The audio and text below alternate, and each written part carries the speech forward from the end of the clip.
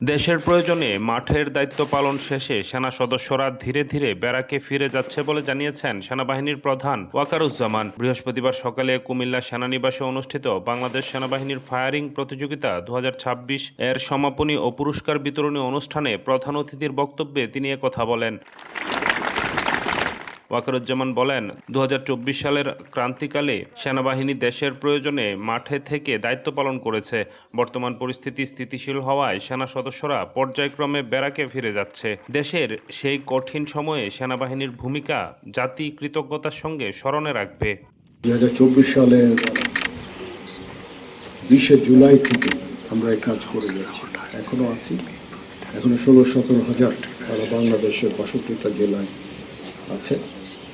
তো আমরা অনেক সৈনিক আমরা উইথড্র করেছি, বাট এখনো সম্পূর্ণ উইথড্র হয়নি। ইনশাআল্লাহ আমরা আশা করছি যে কিছু সময়ের মধ্যে আমরা সবাই ব্যারাকে ফেরত আসতে পারবো। তারপরেও দেশের প্রয়োজনে আমাদের কিছু কাজ করে যেতেই হবে, যতক্ষণ পর্যন্ত সরকার আমাদের চাইবে আমাদেরকে মাঠে থেকে বিভিন্ন কাজ করবো। যেমন এখন